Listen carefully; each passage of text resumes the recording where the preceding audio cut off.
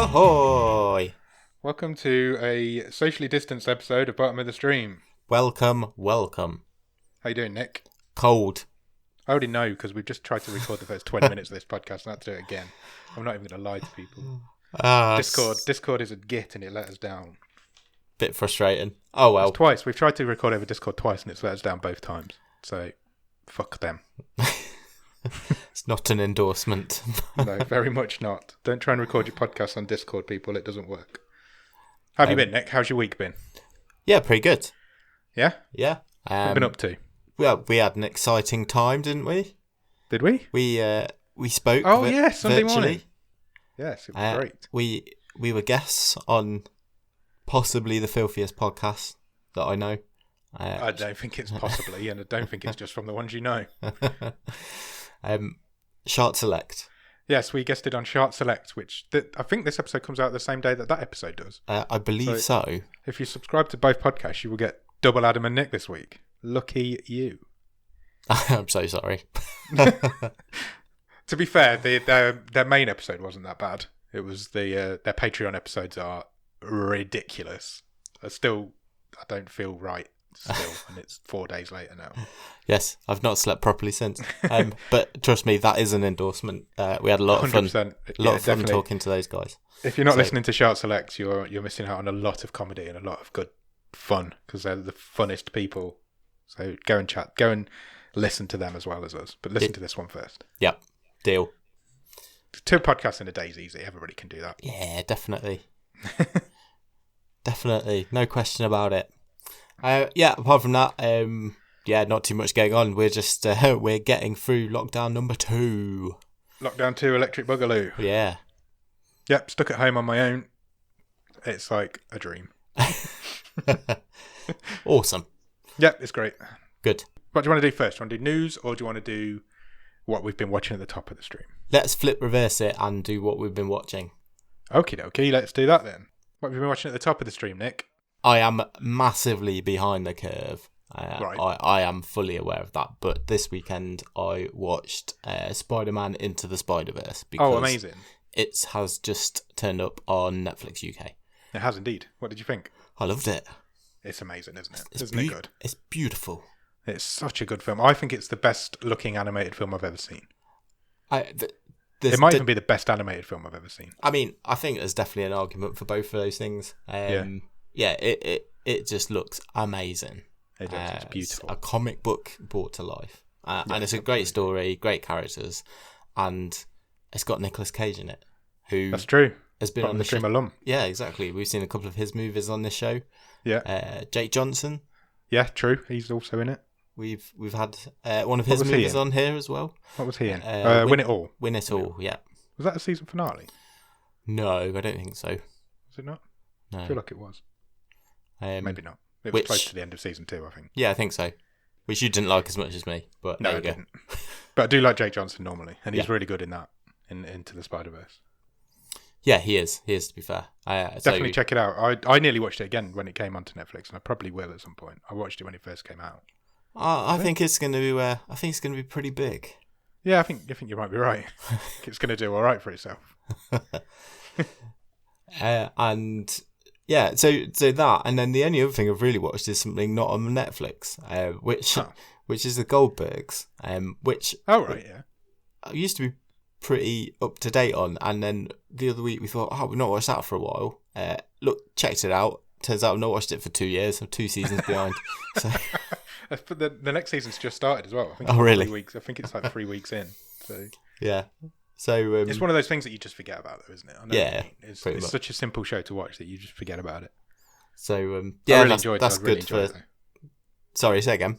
I really enjoy Goldbergs. It's really good. Yeah, it's just a really easy watch, isn't it? Did you ever watch the spin-off show?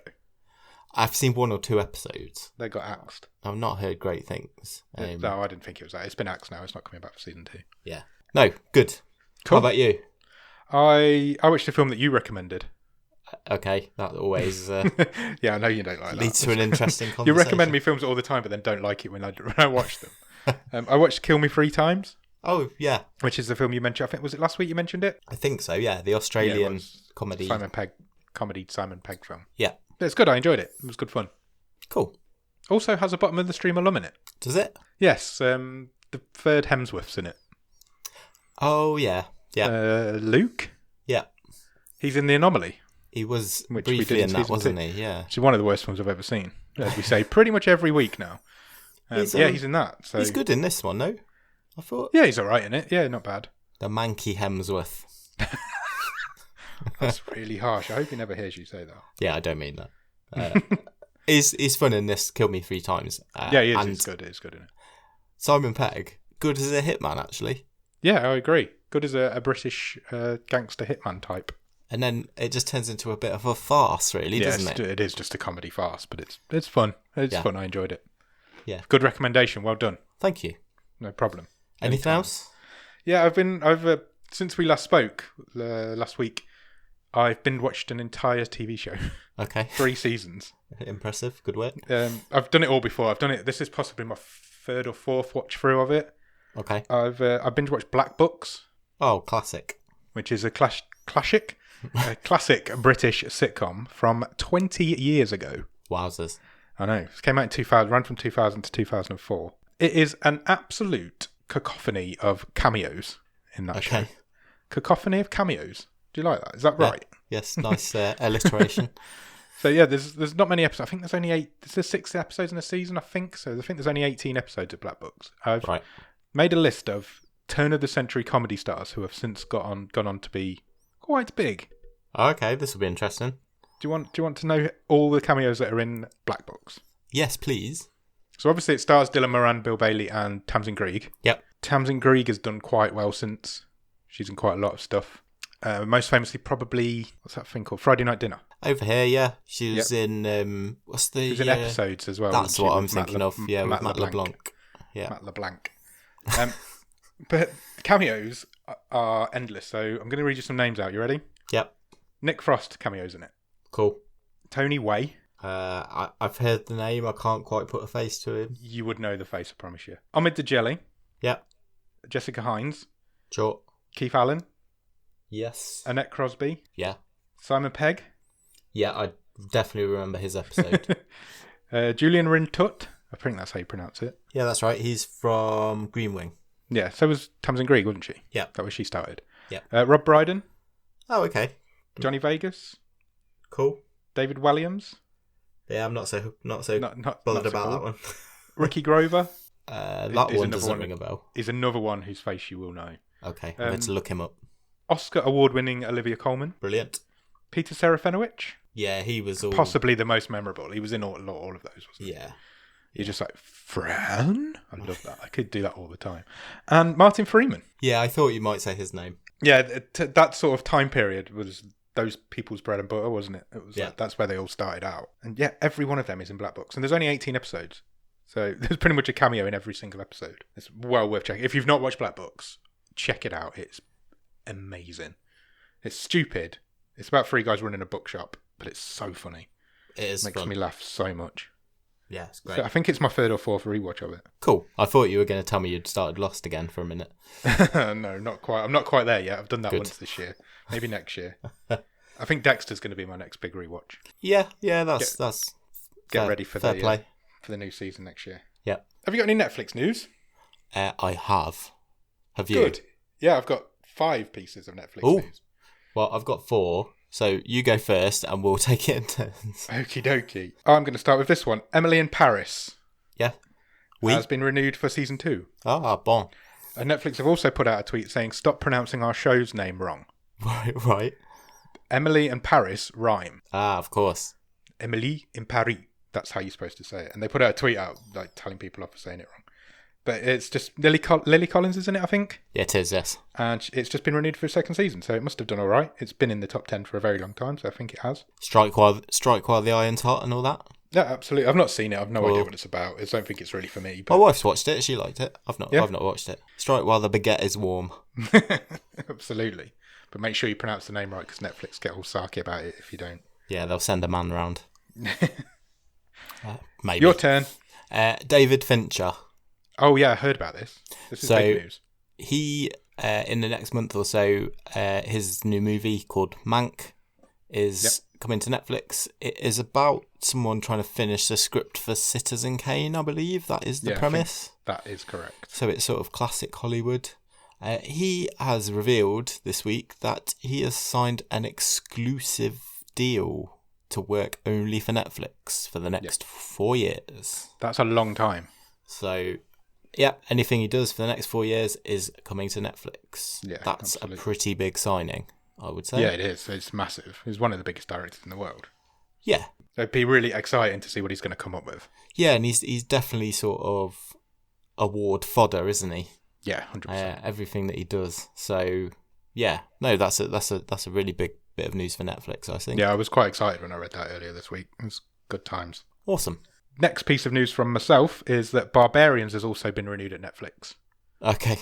Do you know Barbarians? Yeah, we mentioned it a few weeks ago, I think. We did. It's actually apparently very good. I'm sure it is, yeah. It's German. It's a German Netflix original. Cool. Yeah, season 2 has just been announced. I think it was today, in fact. So hot off the press. Whoa, we both said that at the same time. Your turn. Arnold Schwarzenegger. What about him? He is actively involved in a untitled TV series that is in development at Netflix. Oh, really? It is about a father and daughter. It's a spy comedy TV series. It would be the first TV series that Arnie has ever done if it gets Seriously? off the ground. Yep. Wow, that's interesting. And he is, yeah, as I say, he is actively involved in developing and producing it. It's Netflix have got the rights should it go to production. So yeah, we'll see what happens. Do we know anything about what it's about or not? He plays the father, not the daughter. Oh, good. That'd be really funny. Me turn? Me turn, Nick.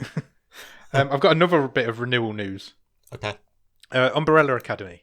Yeah. Has been renewed for season 3. Also today. Also hot off the press. So. Ow. Get on that.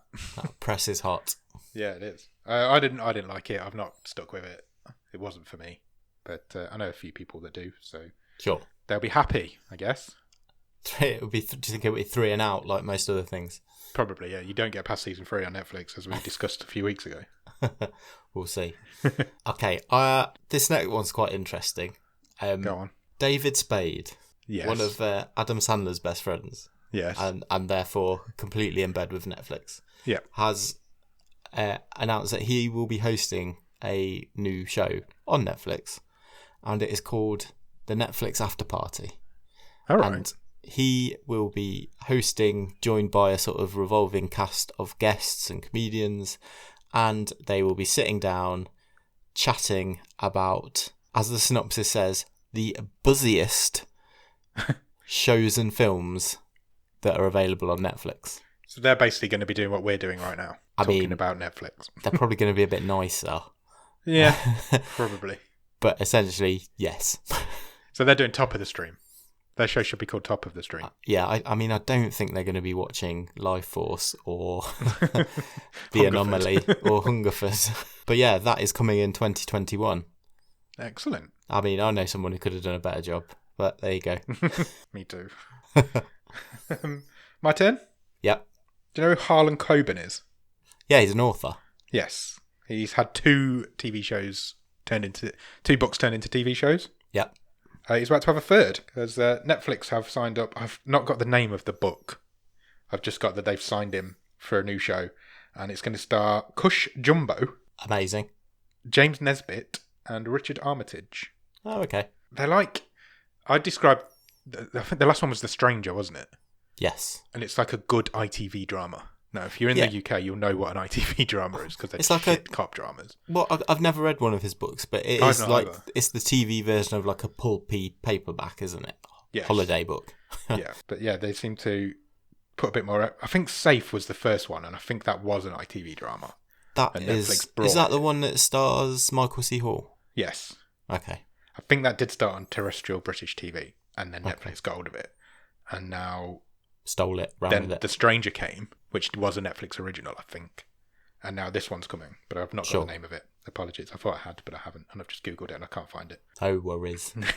I've got one more. How many have you got? One more. Go for it. It's my turn. So we need to get on with this film because it's on for fucking ages.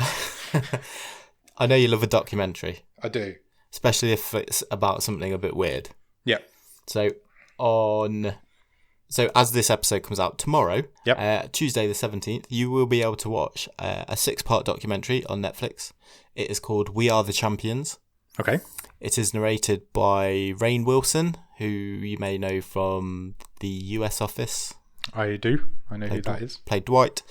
Yep. And there are 6 episodes. They are all about a different subject, and they follow the sort of path and what it's like to be the champion, the top of the game at, shall we say, some quite niche competitions.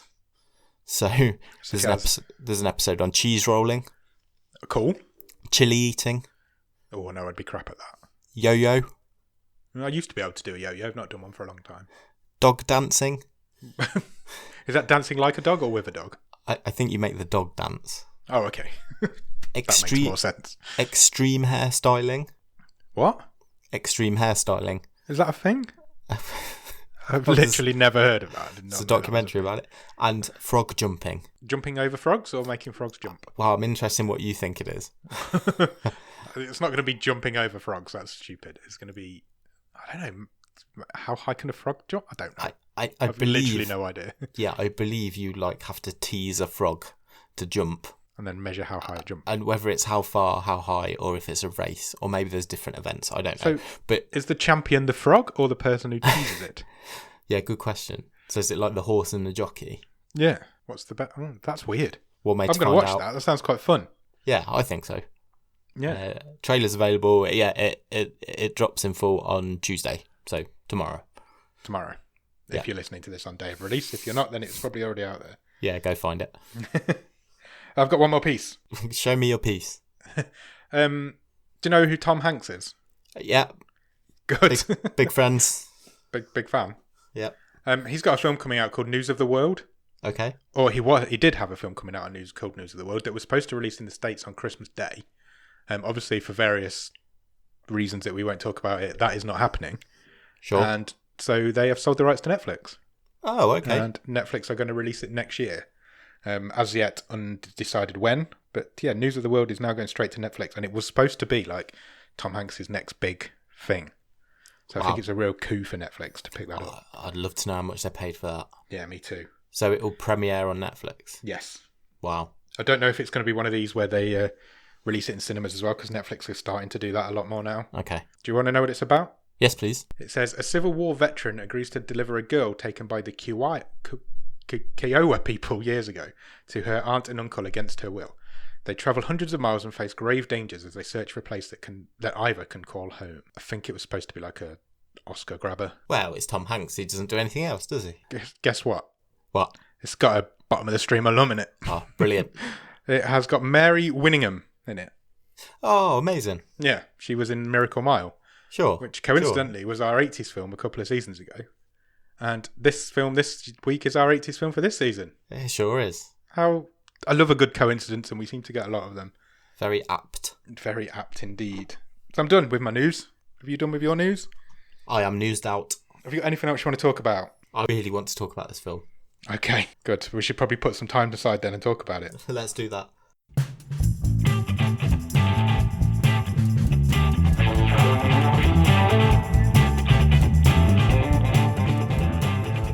So this week we watched a film called Lifeforce. Lifeforce was released in 1985, which is 35 years ago.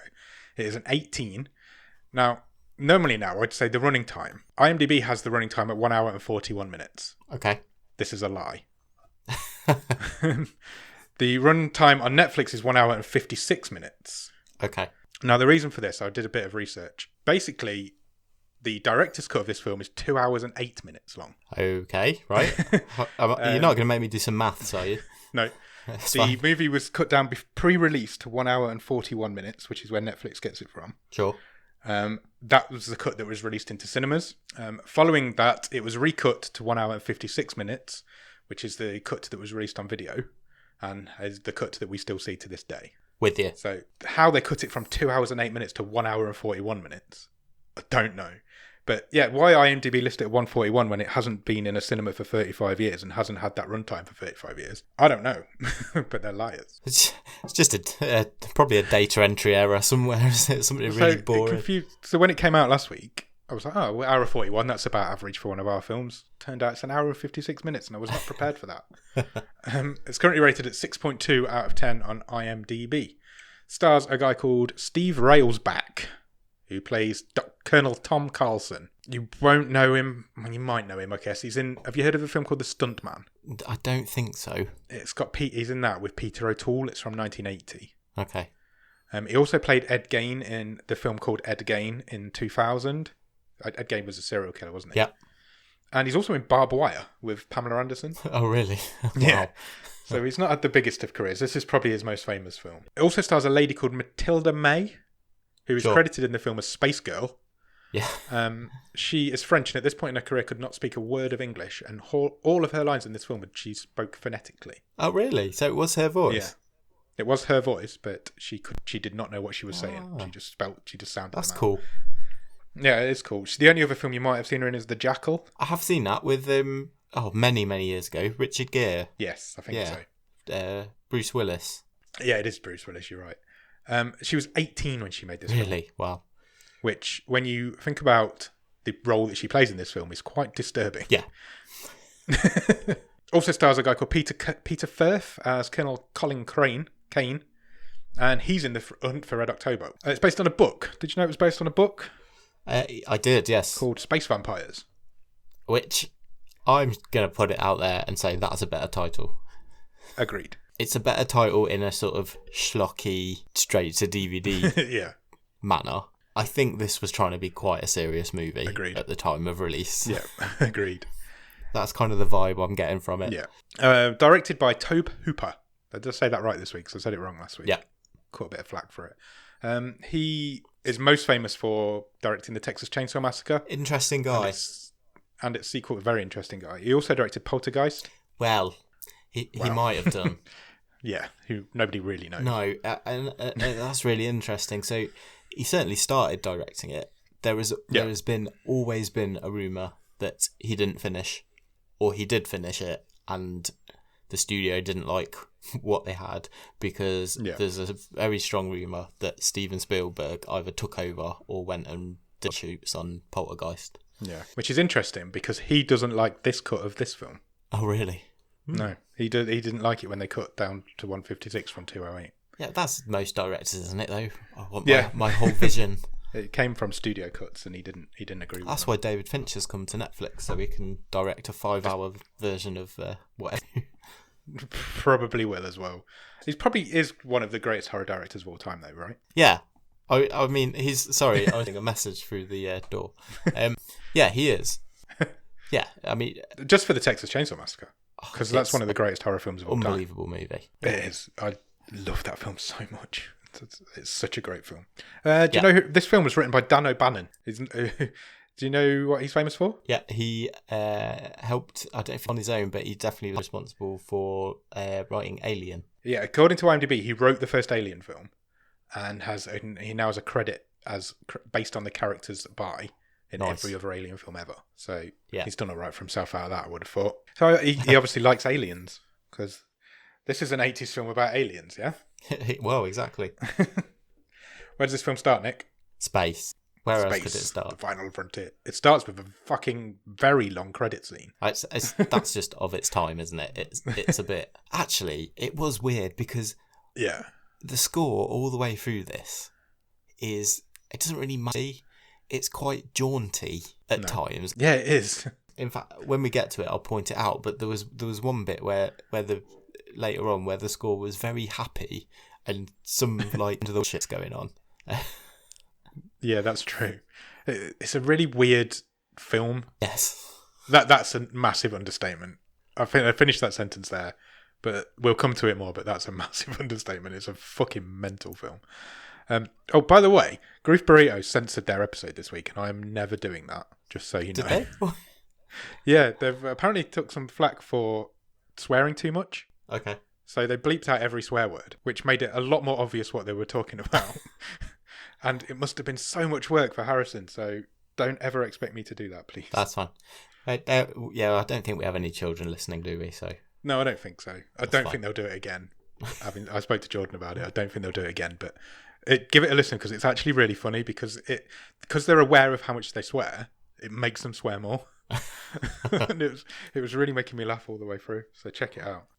Anyway, this film starts on August the 9th at 2:30 p.m. GMT, according to the voiceover.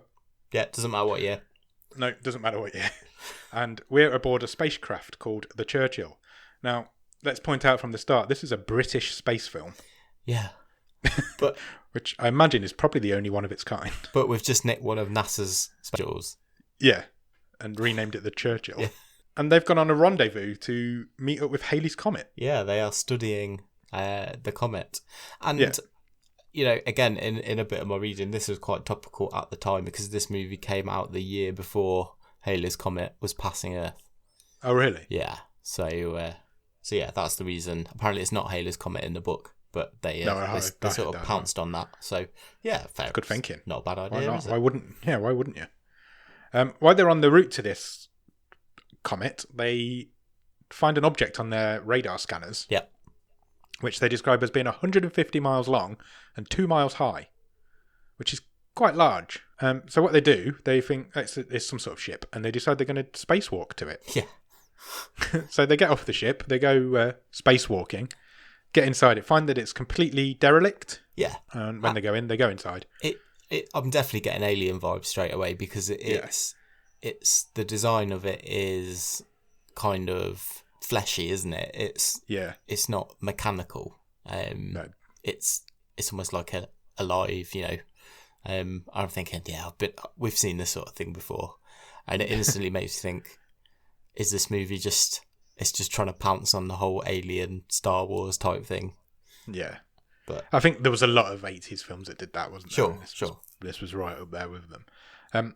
They describe it as looking like a giant umbrella because it has like a shaft and then an umbrella on the end, I guess. Yeah, and they spacewalk. The only way I can describe it is down a fleshy tunnel. It's inside the ship, isn't it?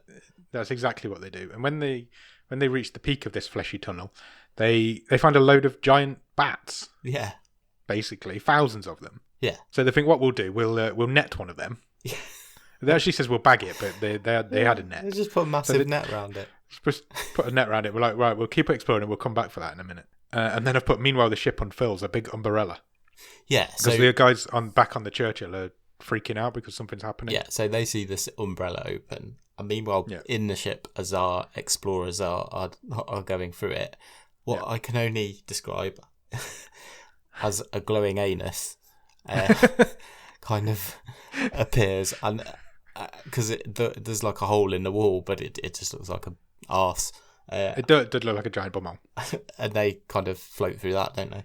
Yeah, they head towards it because that's what you do. And when they're in there, that's where they find like loads and loads of preserved bats and things. Yeah. But there's also 3 humanoid bodies in there, in like glass. I wouldn't say glass cabinets, but they're not. They're just like they've got some sort of protection around them. Yeah, almost like crystal. Yeah, like there's 2, like a phone booth. Yeah, there's 2 men and a lady, and the commander's quite drawn to them. He can't take his eyes off them. Yeah, they're all completely naked, by the way. Oh yeah, I should mention that. You see a lot of the lady. You don't see anything of the 2 gentlemen. No, because that wasn't allowed in the 80s. But a naked fully frontaled naked 18-year-old is absolutely fine, apparently. Yeah, that's questionable to say the least. Apparently, Tobe Hooper was really creepy with her as well. The makeup ladies had to like protect her. Oh, blimey! Because he was very keen on getting her pubic hair right and making it.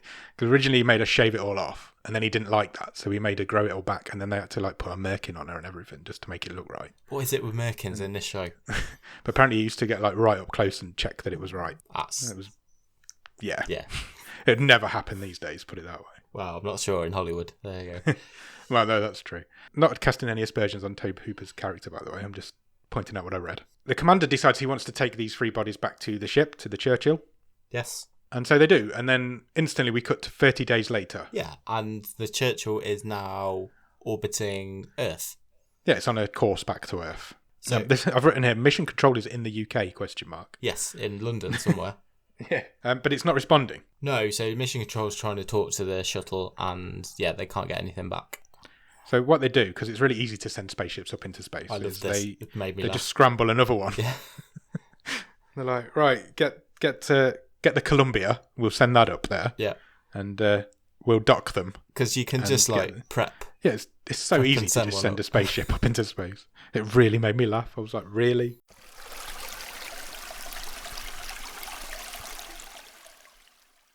And so the Churchill heads up there. It takes about 5 minutes to reach the Columbia heads up there. It takes about 5 minutes to mount the Churchill. It literally does mount it as well. I've written they have spaceship sex. Yeah, they did. There was just like a thin paper shaft between the two of them, wasn't there, to walk through? And 3 astronauts from the Columbia go aboard, and the Churchill is completely gutted inside. Yeah, it's been burnt. It's been on fire. Yeah, well on fire. How Mission Control did not know that is quite astonishing, really. And there are bodies everywhere. Yeah. Like burned out bodies. So what they do, they recover the tapes, because there's like giant tapes in there that has obviously recorded the mission. My notes just made me laugh. I've written, get the tapes, find the nudes. Yeah, they did find the nudes. That was the next thing. So these 3 alien bodies who were protected by these glass phone booth things are completely intact. They've not had any damage whatsoever. Oh. They put them back on the ship. They bring them back home. And that's our last bit of space for the whole film. Yeah, what could... Everything else is set on Earth. What could go wrong?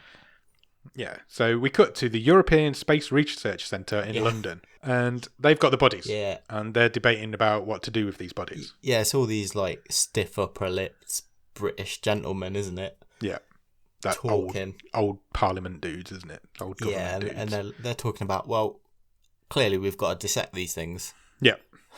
To find out what we're dealing with there. And then the news comes on. Yeah, there's a news report on in the background. This is the old bottom of the stream trope. Yeah, good to see it was alive and well, even in, 35 years ago. He was an actual British newscaster as well. Oh, yeah. It was, did the voice. I can't remember who it was. But it was vintage BBC set and everything, wasn't it? Yeah. And he's basically talking about the fact that the comet's now visible in the night sky above London. I think he says it takes up 1/6 of the sky. Yeah, I think so. Fucking massive. And then he goes on to talk about how there's no news of the church. They know the church was back, but there's no news of the crew from the government. Yeah. So it's like the government are covering it up, and he's talking about that. So one of the men at this space research centre goes to check on the bodies. Yeah, basically, yeah. Yeah, and it wakes up as soon as he gets there, basically. This is the first time we've seen it with any life signs. Yeah. And whilst he's down there with this body, there's another man who's watching on the cameras. Yeah, one of the doctors is in his office, isn't he? Yeah, so he sees that the space girl has woken up. Yeah, so he legs it down there as well, runs down there as well. And this alien girl kisses this man. And in my next note says, electric shoots out. Yeah, I've just put there as lightning. Yeah, so there's like a lightning strike between their two mouths. And he kind of shrivels away. Yeah.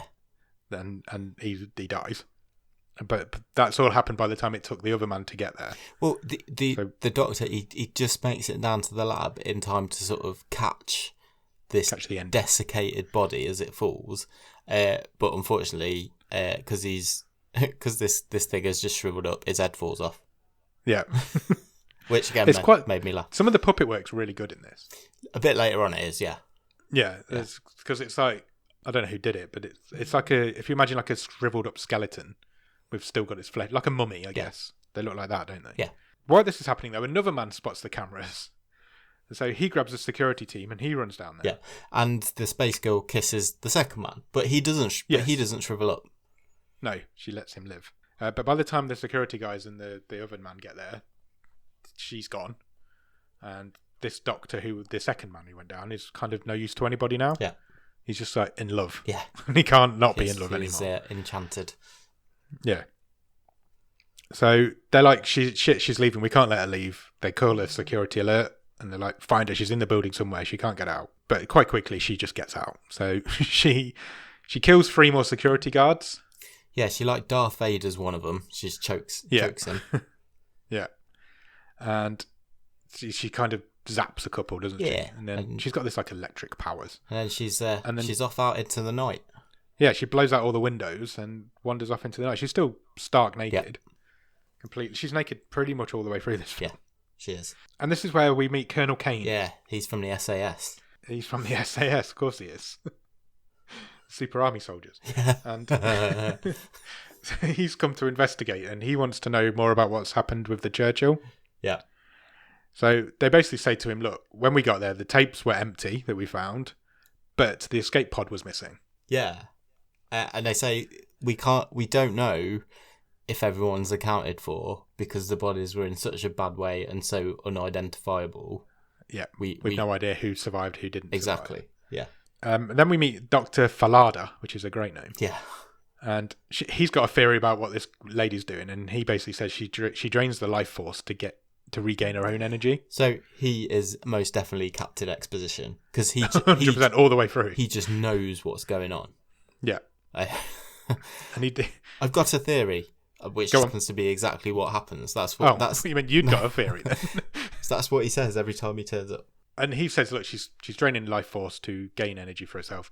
She's totally dangerous to the planet. Yeah, is how he describes it. That makes him sound like a surfer dude. Yeah, yeah, he had a Bill and Ted moment. Then we cut to the room where because obviously the two men space people are still there. They're being held in a room, which suddenly just blows up massively. That happened quite a lot in this movie. Stuff just blows up for no reason.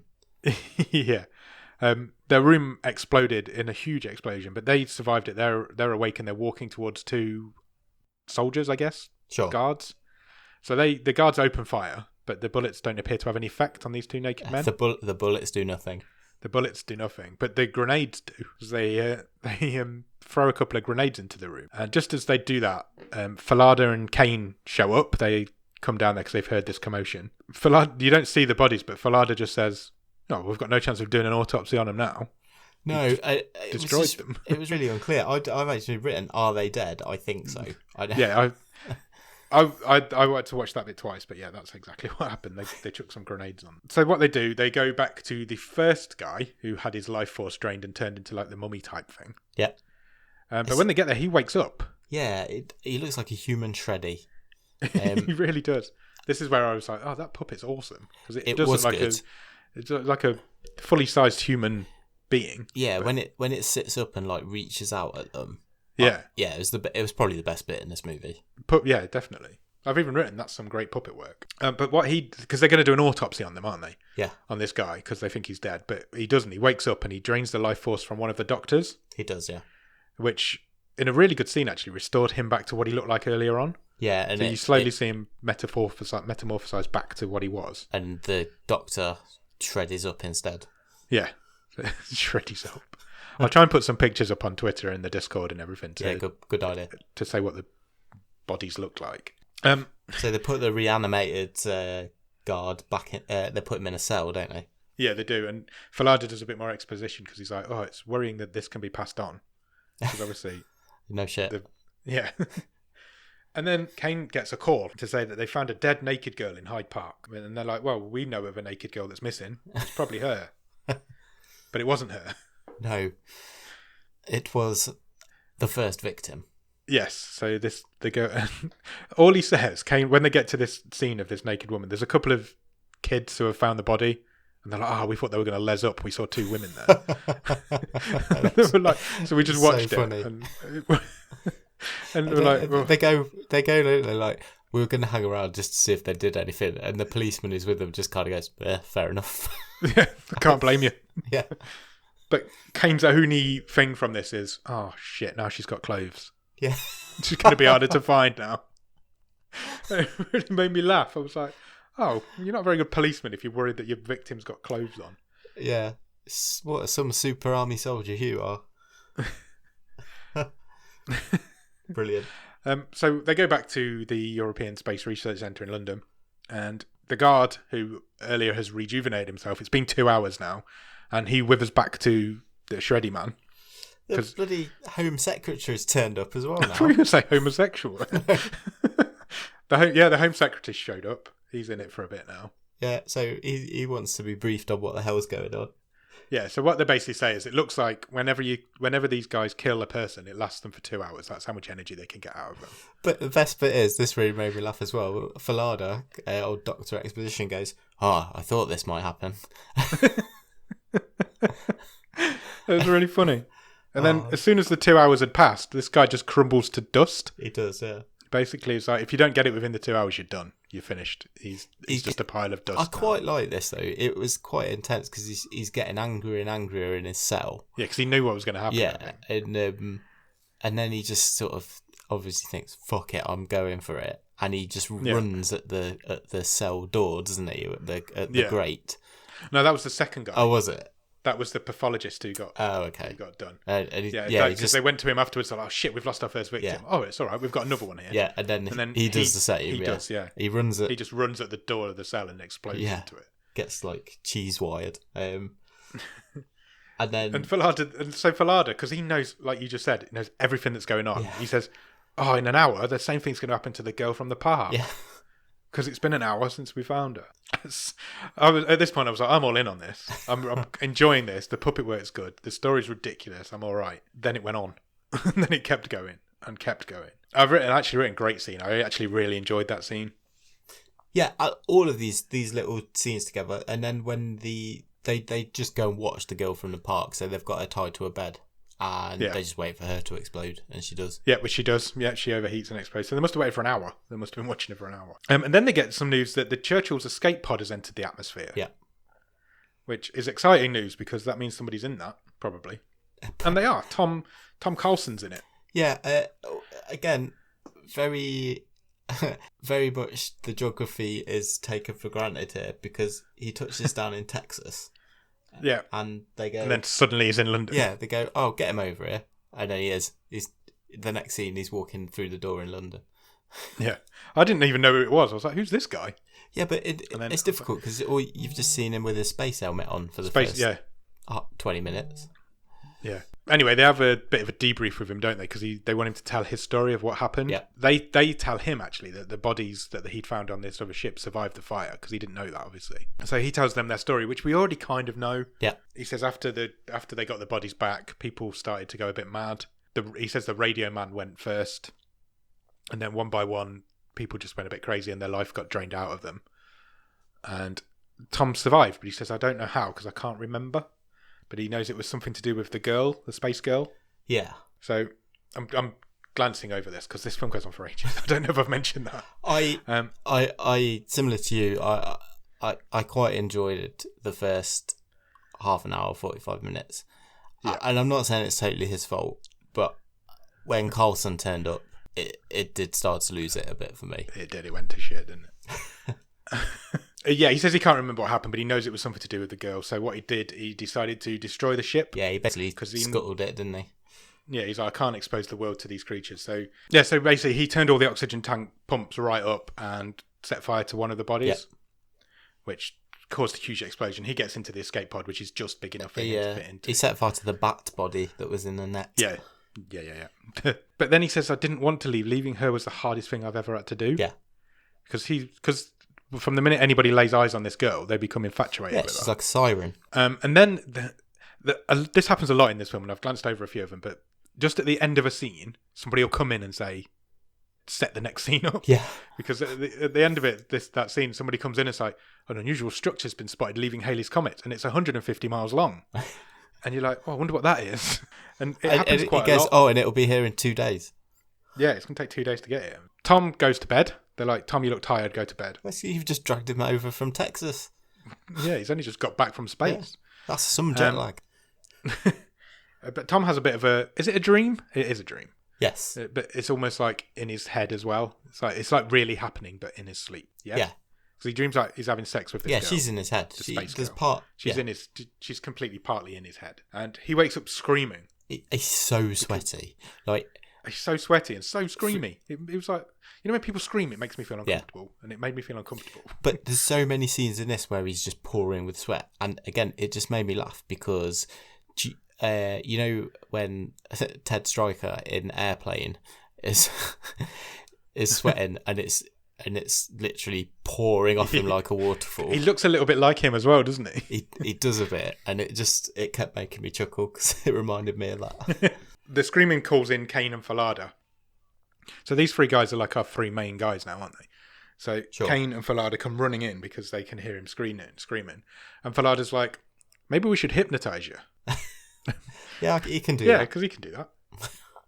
So it's, I'm not sure what his doctorate's in, but he's so far said, I like dead people, and I can hypnotise you.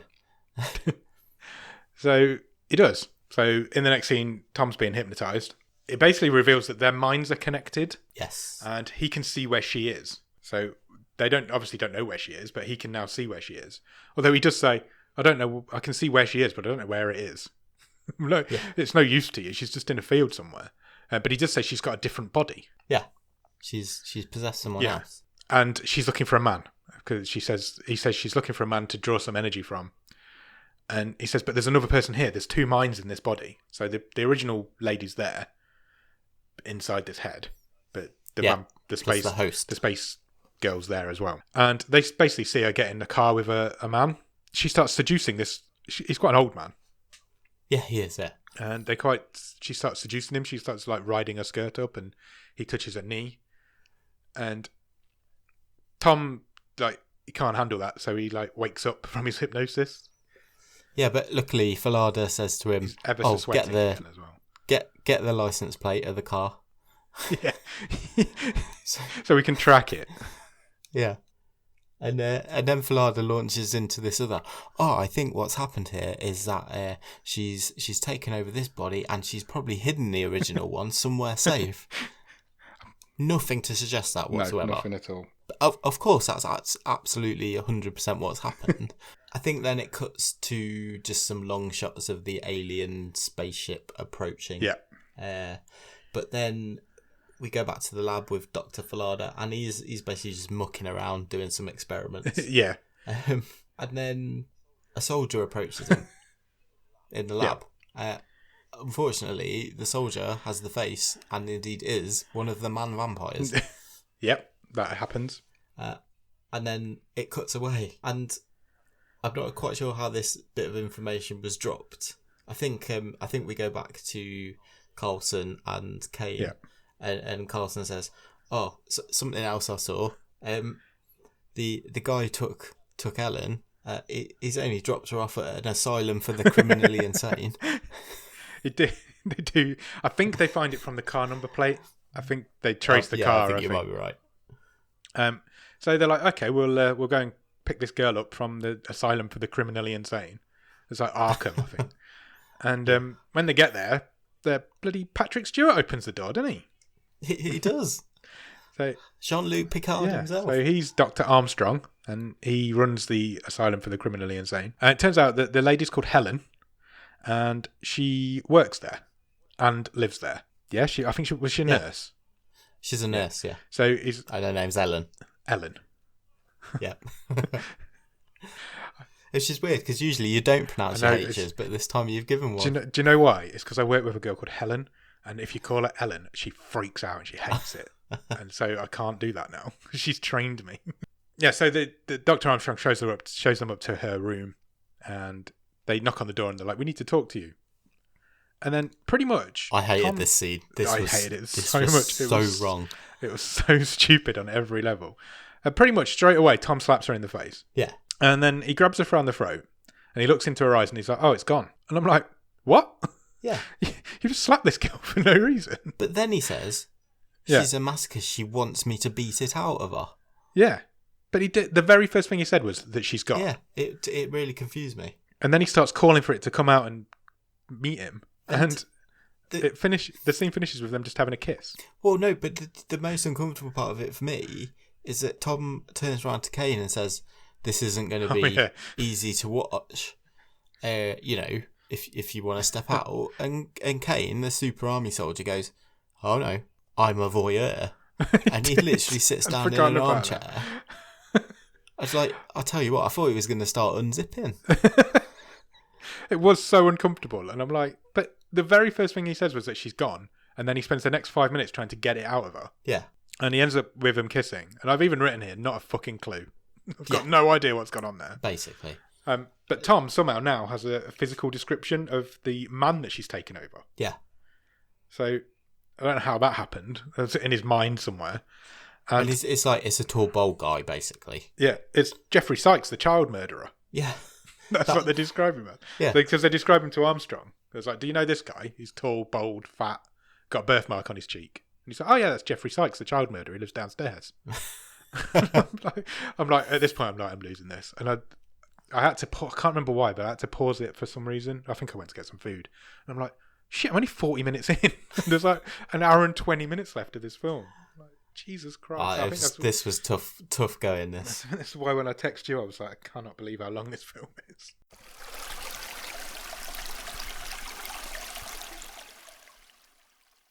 Jeffrey Sykes, the child murderer, which I think is his full name, lives in a padded cell downstairs, and he's asleep.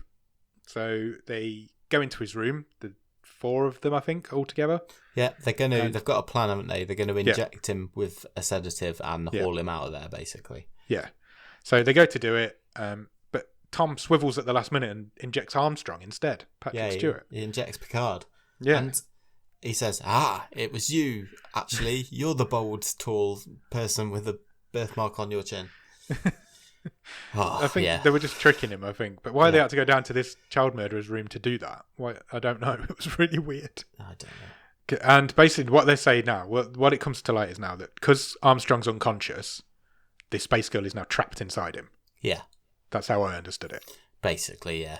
Tom Carlson starts asking questions to unconscious Dr. Armstrong, and he starts screaming now. Yeah. And then he starts talking in a lady's voice. Yeah. And he starts telling Carlson that he loves him. Yeah. Our bodies are unimportant. Yeah. I'm like, oh my God, we're going to get some full-on action here. She's like, I took the shape from your mind. I am the feminine you. Yeah. I'm like, what is going on? And Carlson's like begging to be let go, isn't he? Yeah, and he's screaming like, let me go. And then Carlson and Dr. Armstrong have a kiss. Yeah. Do you want to know a fact about that kiss? Yes, please. It was Patrick Stewart's first ever screen kiss. That's a great fact. Then I've written the line in my notes that the room goes all Ghostbusters. It sure does. Because shit starts flying around the room. There's blue electric photo lights going around the room. It's all a bit crazy. It goes a bit chaotic, doesn't it? Yeah. And there's another guy who's one of the doctors there. He comes running in, doesn't do anything when he gets there. He just like freaks out a little bit. Yeah. And Kane grabs the 2, because they've got 3 doses of this sedative. And Kane grabs like both syringes and he plunges them into each side of Armstrong's neck. And all the chaos stops because he goes unconscious again. Yeah. Unfortunately, the Home Secretary is now dead. Yeah, he's dead. I've no idea how. Because they literally just go over and they go, oh no, he's dead. His neck's broken. Everybody else is absolutely fine. They were a bit knocked over. Yeah, all it was like, what was he killed by? The flying paperwork? Oh, there must have been a flying chair or something. His neck got broken. But you don't see it, do you? No, you don't see it. They just go over to him and he's like, oh shit, the Home Secretary's dead. That's going to cause an issue. At this point, they decide that the virus is now what we're calling it, vampirism, is now spreading because they must have missed a victim. This is so messy now. I put, oh Christ. This movie. Jesus. Also, we now find out that the 2 male ones didn't die earlier on. Yeah. They transferred themselves into the 2 guys that were shooting at them, the soldiers. Yeah, they must have dodged the grenades. This all comes from Falada, by the way, Falada. And he says, only the originals can do that, not the victims. And I'm like, how do you know all this shit? Yeah. Because we cut back to him, don't they? And, yeah. But he's killed one. Because he's got him on the phone, hasn't he? Yeah. Yeah. Oh, yeah, he's killed one of them because he's like, you need to kill. He tells them how to kill them now because he knows that as well now. And I've written all this down. He's like, you need to kill them with a leaded metal shaft, not through the heart, through the energy center, which is 2 inches below the heart. And then I've written, he's got a fucking massive sword. Where's he got it from? I don't know. It was like it's like huge, ornate. Yeah, it's like something out of Viking Conan sword. the Barbarian. Yeah, it really was. It just appeared. He had it earlier in like a chest, like a case. Yeah. But I don't know where it's come from. I have no idea. But yeah, he's killed one of them. All over the place. This point. Sword, yeah, it is. It's gone insane. I don't know what's going on. He thinks that they're on the. I think they're on. Are they on the phone to Kane and Carlson Falada at this point? Because Kane and Carlson are now on their way back to London. They're in a helicopter with the body of the Home Secretary and Jean-Luc Picard. Yes, that's a sentence I never thought I'd say. And Falada says, "I personally now think that all vampires of myth are these creatures, and these creatures have been to Earth before." Yeah, because he just knows. Yeah, I'm like, okay. And then Carson goes, good theory. Carson just goes, he's right. Yeah, they are. That's like, yeah, you're right. A fact. Yeah. Suddenly they're in a helicopter, I've written here. They have the Home Secretary's body and Armstrong. But suddenly how would you describe what happened here? So the two bodies start to like spew blood. Yeah.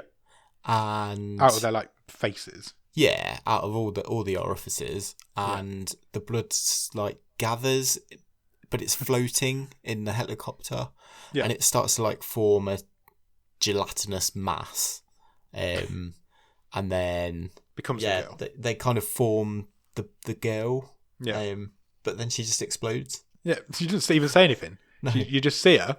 She's like, oh, that's blood's turned into the girl. Oh, it's just a pile of blood on the floor. Yeah, and then Carson just turns to Kane and goes, "Oh, her body's in London, by the way." Yeah, she's in London somewhere. I'm like, they're literally, it's gone right off a cliff. From the first 45 minutes to now, I'm like, this is ridiculous. No, literally, nothing is making sense anymore. No, it's barely connected at this point. Tom now confesses that he destroyed the Churchill because he opened one of the cases, and he instantly fell in love with this girl, and he says her power was calling to him. Yeah. But then the BBC interrupt what they're saying because there's another news bulletin. He's really sweaty again. He's so sweaty all the way through. There's a BBC news bulletin in the helicopter, and it's like, breaking news, London is on fire. People are going crazy in the streets. Yeah. It's like, what the fuck? And we get a bit of a riot montage. So everybody's gone crazy in London. Everyone's a vampire. The helicopter pilot's like, well, we can't really land now because shit's gone wrong. So the colonels, Carlson and Kane, want to go back to the space agency, and the pilot says, no, we're not allowed. There's a limit on airspace. We're going to an army base. No, that's later. They go to Westminster first. Oh, is it? Oh, so they go to meet the Prime Minister, don't they? Yeah, they go there first. They land at Westminster and they go to see the Prime Minister, and he's acting a bit weird. We do finally meet the Prime Minister. Yeah, he's sweaty as well. He's very sweaty, and then his secretary kills him. Oh, I thought it was the other way around. Oh, was it? Yeah, because he beckons her in. But I think she killed him. Oh, I thought he killed her. I don't know. Anyway, the Prime Minister's... I just put the Prime Minister as a space vampire. I thought his secretary killed him, but it doesn't really matter because he doesn't come back into it again.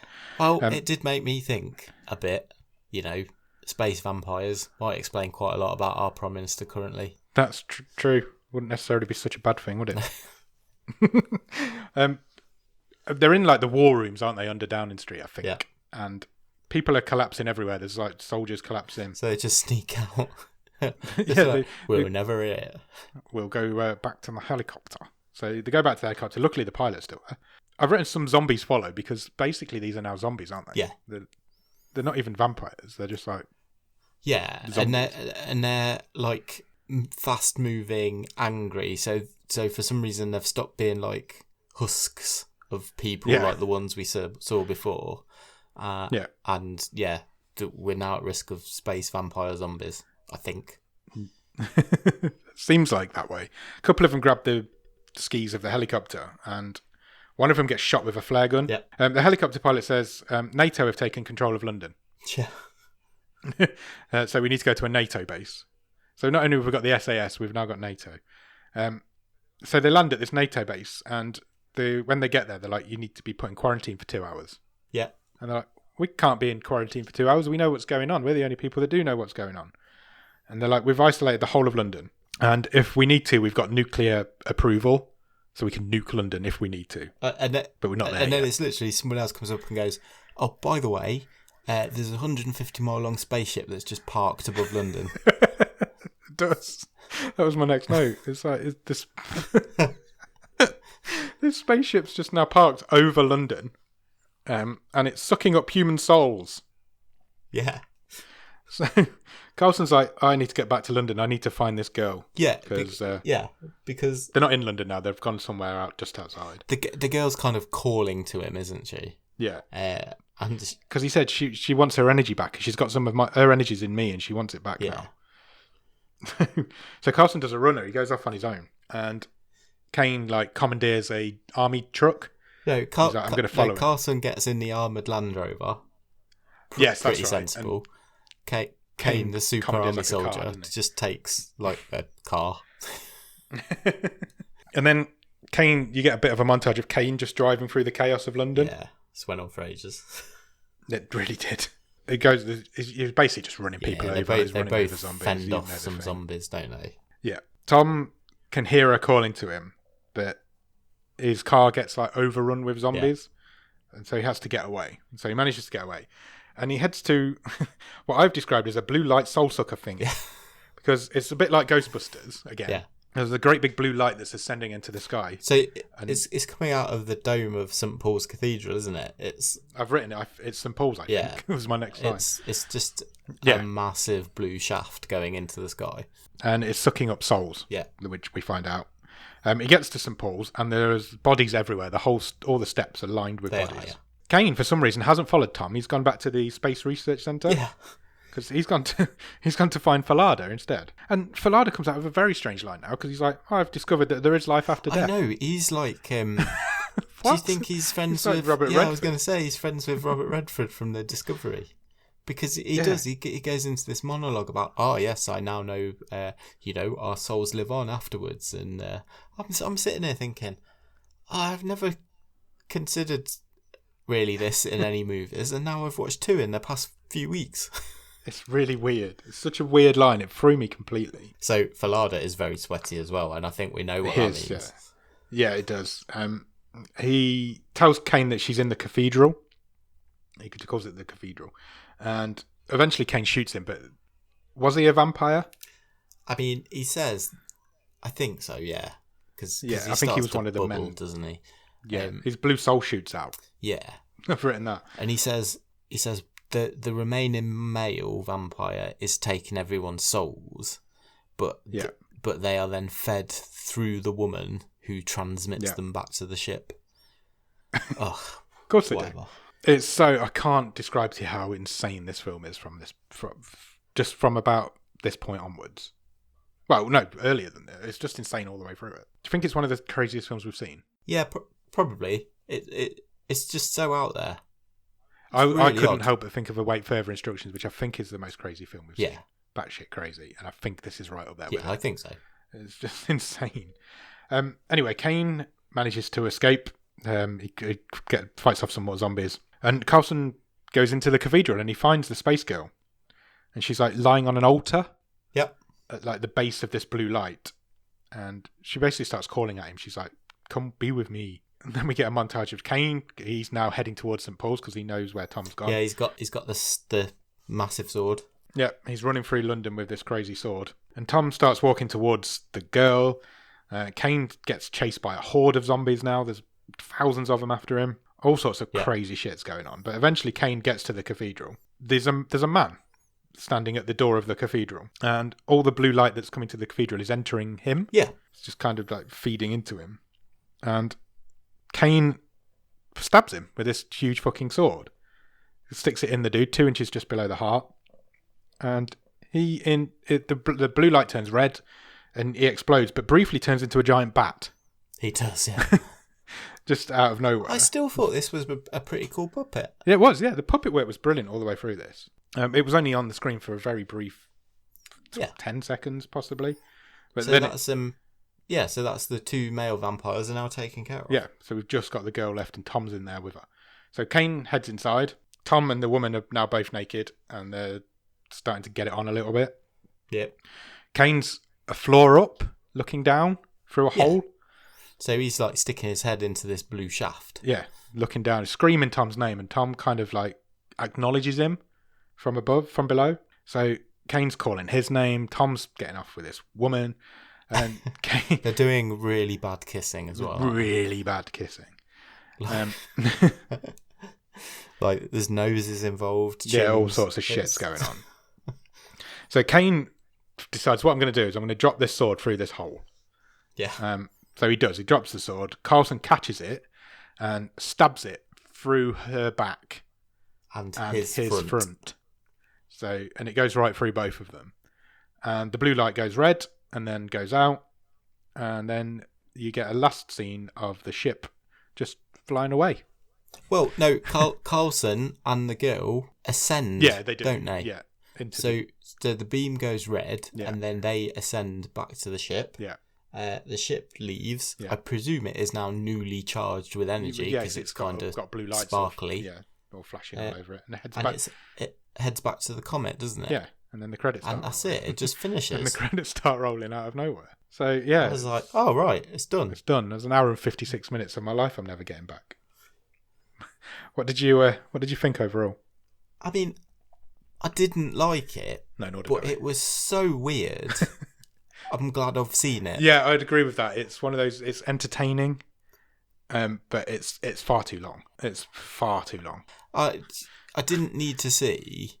There's a lot of it is just repetitive. So you see like Carlson going through London fending off zombies, and then you see exactly the same scene. Yeah. With Kane doing it. Yeah. And I'm just like, no, I get it. Yeah, we know London's overrun.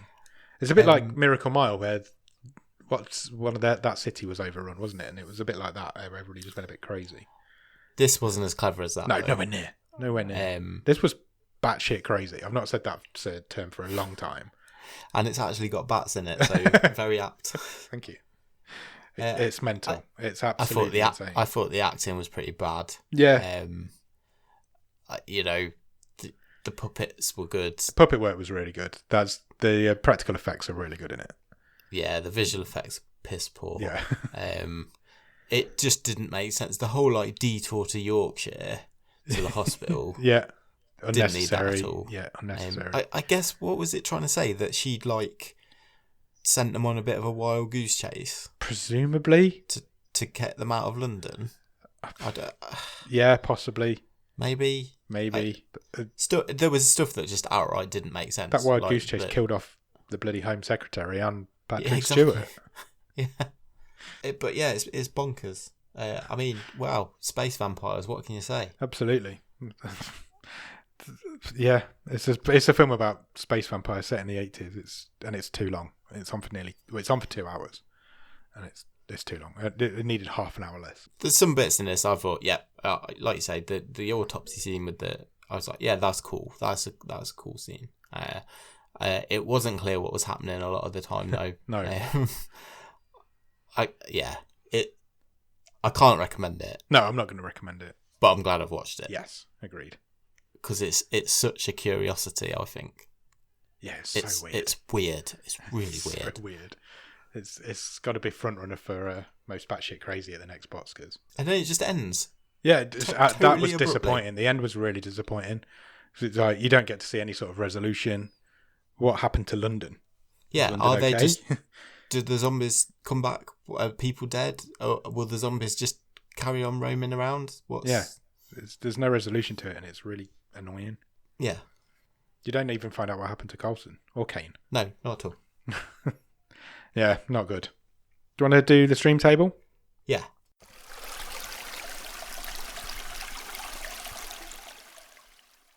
Do you want me to run through it? Okay yes, please. No, I think I might need a reminder. So currently at number 6 in the stream table is Malevolent. Number 5 is iBoy. Number 4 is Results. Number 3 is Hungerford. Number 2 is The Discovery. And number 1 is Caliber currently. Where are you thinking? I mean, I can see an argument for this going anywhere from 3 to the bottom. Yeah. And I'm not really sure where I want to put this, to be honest. I would like to put it between iBoy and Malevolent. Right, okay. I think Malevolent's it's not as good a film as Malevolent's a worse film. But I know you don't like iBoy. No, I didn't. I really didn't like iBoy. But I like I say, I don't have a problem with it being down there because in many ways I didn't enjoy this as much as iBoy. But parts of it I did. You know, it's a difficult one. This one. Big parts of it I enjoyed. It's just too long, and it just got boring in the middle, and the ending's poor. I wasn't that bothered about the length, but I watched it in 2 bits, yeah. So that's probably why I've not got that viewpoint, to be honest. Yeah, maybe. The ending's bad. It gets boring in the middle, but the first 45 minutes are really good. So I think iBoy's better.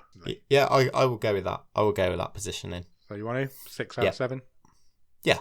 Cool. Do you want to do the new feature? Yes. Did you come up with a name for the new feature, which you quite liked? Oh, I did. Do you want to tell the people? Hang on, I don't know if I can remember. Yeah, we've got it. Go for it. What are we calling the new feature, Nick? Turning the Tide. Like it. We are turning the tide on this film. One change. You can do anything you want in your power to make this film better. What are you doing? Right, before I answer that, can I ask a question? Of course you can. So the book that this is based on was set in the future. Okay. Not present day, as was. Do you think that would have made this better? Yes. Because then you'd have had a whole 80s film all set in the future. Do you know when? Would you know when in the future it was set? Would it now be in the past from now? I don't know if it's specified. would it now be in the past? Possibly. Was it like set in the 90s? Yeah, that probably would make it better. Make it a bit less normal, I guess. Well, have you got any ideas what you'd change? I think I answered last week. I'd make it shorter. I knew you were going to say that.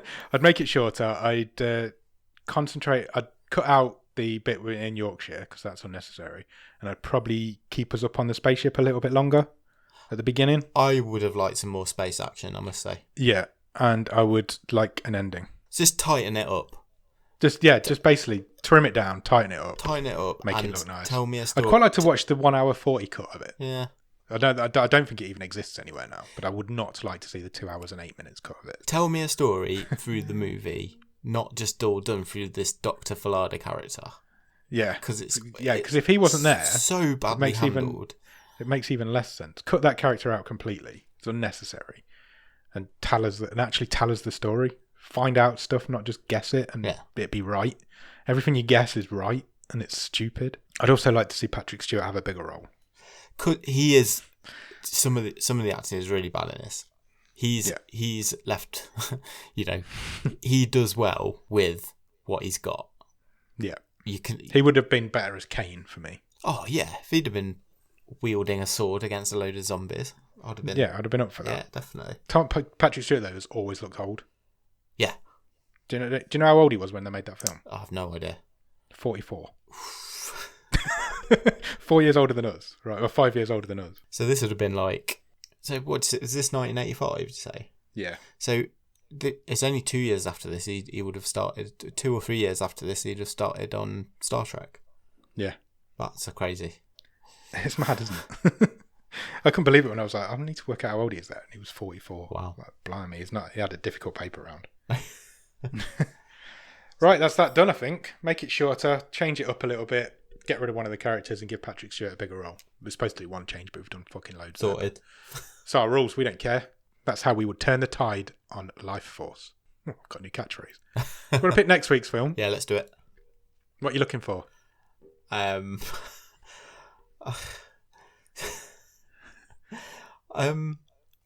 don't know. I feel drained having watched this. I feel like I've been drained by a space vampire.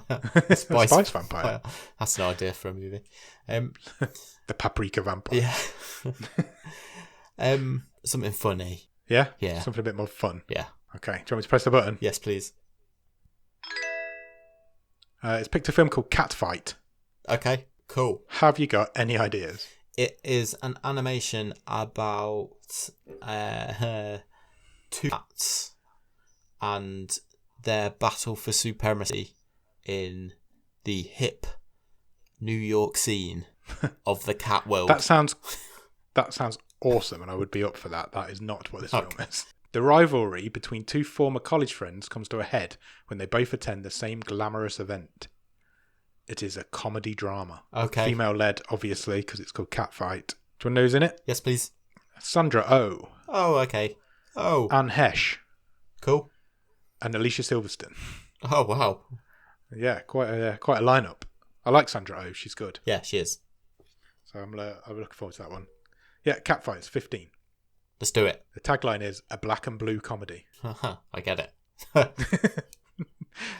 Cool, yeah, so go out and check out Go out and check out Catfight. I thought you were going to do like Scatman then. Scatfight. Yeah. Oh, no, that's something completely different. Don't forget the socials. I was just about to. Don't forget the socials. Go out and watch Catfight. Come back in the meantime. I nearly forgot anyway. Follow us on Twitter and Instagram at BOTS_podcast. Check us out on Facebook, facebook.com/bottom of the stream. check out our brand new website, www.bottomofthestream.com, where you'll find every episode we've ever recorded available in your browser. You can check out all the stream tables we've ever done. There's loads of other cool shit on there, and you can buy some merch if you want to. Come over to Discord. The Discord link will be in the description of the episode because they're too long to type in to read out anywhere. And you can check us also out on Patreon, which is patreon.com/bottomofthestream, where if you give us a couple of quid every month, we will give you some extra bonus episodes, some early access to the episodes, which I'm getting quite good at now. I've done the last few. You can have a wild card. Nick writes a newsletter every so often. All sorts of shit like that. Just come and check us out on Patreon. Yeah, if you can't do that, then please leave us a review on Apple Podcasts, on Podchaser, on Podbean, or anywhere else you can leave us a review. It really helps, puts us up in people's algorithms, and lets them know we're here, basically. So any of that is much appreciated. It certainly is. So yeah, go out and check out Catfight. And this episode's finished now, so you can go and press play on the Shart Select episode, because we are on that as well. So you can have more time for us. And we'll come back next week to talk to you about Catfight. Cheers. Bye.